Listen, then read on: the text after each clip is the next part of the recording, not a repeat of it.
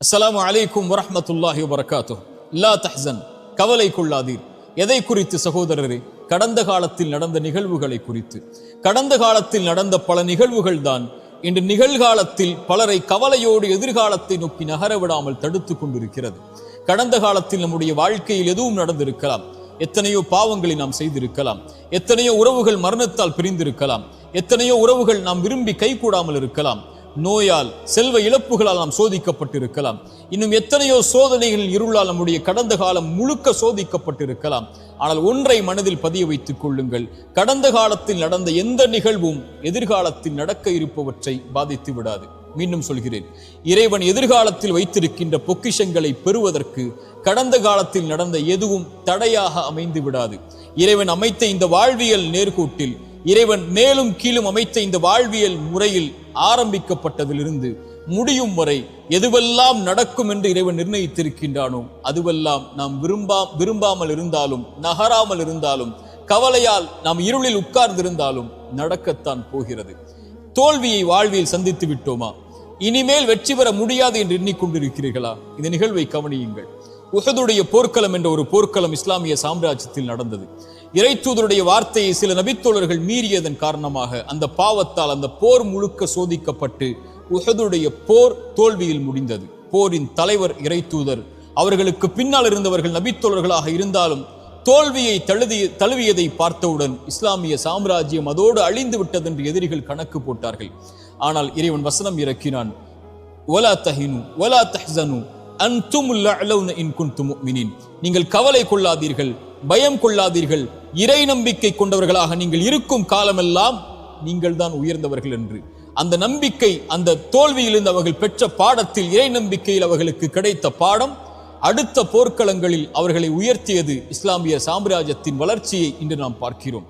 இன்னும் எத்தனையோ உதாரணங்களை சொல்லலாம். எமக்கு தோல்வியை இறைவன் கொடுத்தால் அடுத்த நாள் மூச்சு விடுவதற்கு அவகாசத்தை இறைவன் கொடுத்திருக்கிறான் என்றால் வெற்றியின் பாதையில் பயணிப்பதற்காகத்தான். வாழ்வில் குழந்தை இல்லை என்ற சோதனைகள் நீங்கள் அகப்பட்டிருக்கிறீர்களா? இனிமேல் குழந்தை பிறக்க முடியாதா? எத்தனையோ நபிமார்கள் வயதான காலம் வரை இறைவனிடத்தில் பிரார்த்தனை செய்து கடந்த காலத்தில் நடந்ததை நினைத்து அவர்கள் வருந்தி பிரார்த்தனை செய்த காரணத்தால் எதிர்காலத்தில் இறைவன் அவர்களுக்கு குழந்தையை கொடுத்தானே. எத்தனையோ குற்ற உணர்ச்சிகளால் பாதிக்கப்பட்டு அந்த குற்றத்தை செய்த குற்றத்தின் காரணமாக உணர்ச்சியால் அந்த வருத்தத்தில் உங்களுடைய வாழ்வை நீங்கள் சோதனையில் உள்ளாக்கி இருக்கிறீர்களா? எத்தனையோ நபிமார்கள் பாவம் செய்திருக்கிறார்கள். ஆதம் பாவம் செய்தார் அலைஹிஸ்ஸலாம். இறைவனை அழைத்தார், அநீதம் செய்து விட்டேன் யா அல்லாஹ், என்னை மன்னித்து விடு என்றார். மன்னித்தான் இறைவன். நபி யூனுஸ் ஒரு குற்றத்தை செய்தார், இறைவனிடத்தில் மன்னிப்பை தேடினார், மன்னித்தான் இறைவன். இறைத்தூதர் ஸல்லல்லாஹு அலைஹி வஸல்லம் சொன்னார்கள், இந்த ஹதீஸை கேளுங்கள். ஒரு மனிதன் இரவில் பாவம் செய்வான், காலையில் வந்து மனிதர்களுக்கு மத்தியில் நான் இதை செய்தேன் என்று சொல்லுவான். இறைவனிடத்தில் எல்லோரும் மன்னிக்கப்படுவார்கள் இவனை தவிர. ஏனென்றால் இறைவன் மறைத்ததை இவன் வெளிப்படுத்தினான். இறைவன் மறைத்து இவனை இந்த பாவத்திலிருந்து நீக்க வேண்டும் என்று நினைத்தான். ஆனால் இவனோ வெளிப்படுத்தி அதை தொடர்கிறான் என்று இறைத்தூதர் ஸல்லல்லாஹு அலைஹி வஸல்லம் சொன்னார்கள். இறைமறை என்ன சொல்கிறது? ஒரு மனிதன் பாவம் செய்கிறான், அந்த பாவத்திலிருந்து மீள்கிறான், ஈமான் கொண்டு, இறை நம்பிக்கை கொண்டு நல்ல அமல்களை செய்தென்றால் அவன் செய்த பாவங்கள் அனைத்தையும் அவன் பாவ மன்னிப்பை தேடியதற்கு பிறகு நன்மைகளாக அவனுடைய புத்தகத்தில் மாற்றுகிறான் இறைவன். ஏன்? அந்த பாவத்தின் வாட்டத்தில் அவன் இருந்துவிடக் கூடாது என்பதற்காக. சுப்ஹானல்லாஹ். இப்படிப்பட்ட இறைமறையையும் இறைத்தூதருடைய வழிமுறைகளையும் பெற்றிருக்கக்கூடிய நாம் ஏன் நம்முடைய கடந்த காலத்தில் நடந்ததை நினைத்து வருந்தி கொண்டிருக்கிறோம்? லா தக்னது மின் ரஹ்மத்தில்லாஹ். இறைவனுடைய அருளில் ஒருபோதும் நம்பிக்கை இழக்காதீர்கள். உங்கள் வாழ்வில் எது இல்லாமல் இருந்தாலும் இறைவன் கொடுப்பான் என்ற நம்பிக்கையில் முன்னேறுங்கள். வாழ்வில் எதை இழந்திருந்தாலும் இழந்ததை விட இறைவன் சிறந்ததை உங்களுக்கு தருவான் என்ற இறைவனுடைய நம்பிக்கையோடு முன்னேறுங்கள். பாவம் செய்வதை விட பெரிய பாவம் இறைவனுடைய அருளில் நம்பிக்கை இழப்பது. லா தக்னது மின் ரஹ்மத்தில்லாஹ். இறைவனுடைய அருளில் ஒருபோதும் நம்பிக்கை இழந்து விடாதீர்கள். இந்த 3 விஷயங்களை மனதில் பதிய வைத்துக் கொள்ளுங்கள். முதலாவது, நடக்க இருக்கின்ற எல்லாம் இறைவனுடைய புறத்திலிருந்து தான் நடக்கிறது என்ற அடிப்படையை இறைவன் கூறுகிறான். ஒரு மனிதன் சோதிக்கப்பட்டால் அவன் சொல்லுவான், அவன் இறை நம்பிக்கை உள்ளவன், அவன் சொல்லுவான் பொறுமையோடு, இன்னா லில்லாஹி வ இன்னா இலைஹி ராஜிஊன். இன்னா லில்லாஹ், எல்லாம் அல்லாஹ்வின் புறத்திலிருந்து தான் வருகிறது, அவனை நோக்கி தான் நான் செல்ல இருக்கிறேன் என்று சொல்லுவான். இறைத்தூதர் சொன்னார்கள், இந்த வார்த்தையை சோதனையில் பொறுமையோடு சொல்பவனுக்கு அவன் இழந்ததை விட இறைவன் சிறந்ததை கொடுப்பான். அவன் நம்புகிறான், இறைவன் புறத்திலிருந்து தான் நடந்தது இந்த கடந்த காலத்தில், இறைவன் இதை மாற்றுவான், அவன் எதிர்காலத்தை எனக்கு கொடுத்திருக்கிறான், அதை நோக்கி நான் நகர வேண்டும் என்ற அடிப்படையை புரிந்தவனாக அவன் இந்த உலக வாழ்வில் வாழ்வான். எது இழந்தாலும் என்று இறைத்தூதர் சொன்னார்கள், ஒரு மனிதனுடைய குழந்தையுடைய உயிரை கைப்பற்றுவான் இறைவன்.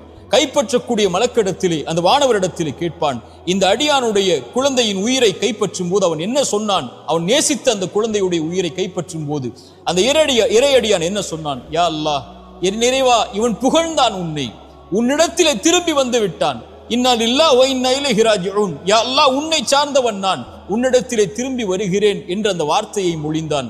இறைவன் சொல்லுவான், அவனுக்கு சொர்க்கத்திலே ஒரு வீட்டை அமையுங்கள் என்று. இதுதான் இறை நம்பிக்கை கொண்டவனுடைய பண்பு. இறைவனுடைய நாட்டத்தில் நடக்கிறது, இனிமேல் நடப்பது சிறந்ததாக இருக்கும் என்று இறைவனை சார்ந்து வாழ ஆரம்பிப்பான். இரண்டாவது, நன்றியோடு இருங்கள். கடந்த காலத்தில் உங்களுக்கு கஷ்டத்தில் துணை இருந்தவர்களுக்கு, சிரமத்தில் துணை இருந்தவர்களுக்கு, உங்களை கைவிட்ட போது கை கொடுத்து உதவிய நல்லவர்களுக்கு நன்றியோடு இந்த உலக வாழ்வில், எஞ்சி இருக்கக்கூடிய வாழ்விலும் வாழ ஆரம்பியுங்கள். மூன்றாவது, பாவ மன்னிப்பை கேளுங்கள். நீங்கள் இறைவனுக்கு பாவம் செய்தால் இறைவனிடத்திலே மன்னிப்பை பெறலாம். மனிதர்களுக்கு நீங்கள் பாவம் செய்திருந்தால் அவர்களை அணுகி பாவ மன்னிப்பை கேட்டு அந்த பாவத்திலிருந்து விடுபடுங்கள். அவர்கள் மன்னிக்கிறார்கள், அவர்கள் மன்னிக்கவில்லை, உங்களை வெறுத்து வாழ்கிறார்கள், அதற்கு பிறகு உங்களோடு அவர்கள் உறவை துண்டித்து விட்டார்கள், அதுவெல்லாம் உங்களுடைய கணக்கில் அல்ல, இறைவனிடத்தில் ஒப்படைத்து விடுங்கள். அவர்களை அணுகி மன்னிப்பை கேளுங்கள். மன்னிப்பை தேடி எதிர்கால வாழ்வில் அந்த தவறை மீண்டும் செய்யாமல் உங்களை பாதுகாத்துக் கொள்ளுங்கள். இந்த மூன்று அடிப்படைகளை கடந்த காலத்தில் இருந்து எழுந்து வரும்போது நிம்மதியோடு எதிர்காலத்தை கழிப்பதற்காக பாடமாக பெற்று கழியுங்கள். கடந்த காலத்தில் தவறுகள் செய்திருந்தால், கடந்த காலத்தில் உங்களுடைய கரத்தாலே நீங்கள் அநீதம் செய்திருந்தால், கடந்த காலத்தில் உங்களுடைய கரத்தாலேயே நீங்கள் பாவம் செய்திருந்தால், குற்றம் செய்திருந்தால், எதிர்காலத்தில் இறைவனிடத்தில் மன்னிப்பை தேடி நிகழ்காலத்தில் நீங்கள் வாழ்ந்து கொண்டிருந்தால், எதிர்காலத்தில் ஒருபோதும் அந்த தவறை மீண்டும் செய்து விடாதீர்கள். இதுதான் குறிப்பாக நாம் புரிந்து கொள்ள வேண்டிய அறிவுரை. கடைசியாக, இந்த உலகத்தில் எது உங்களை விட்டு நீங்கி இருந்தாலும், இந்த உலகத்தில் யார் உங்களை விட்டு நீங்கி இருந்தாலும், இந்த உலகத்தில் எது உங்களை புறக்கணித்து விட்டாலும், இறைவன் உங்களை ஒருபோதும் புறக்கணிப்பதில்லை. அவன் உங்களோடுதான் உங்களுடைய கடைசி மூச்சு இருக்கும் வரையும் இந்த உலகத்தில் இருப்பான் என்ற அடிப்படையை மனதில் பதிய வைத்துக் கொள்ளுங்கள். கவலைகள் நீங்கும். அகூலு கௌலி ஹாதா அஸ்தகுஃபிருல்லாஹ் லி வ லக்கும். அஸ்ஸலாமு அலைக்கும் வரஹ்மத்துல்லாஹி.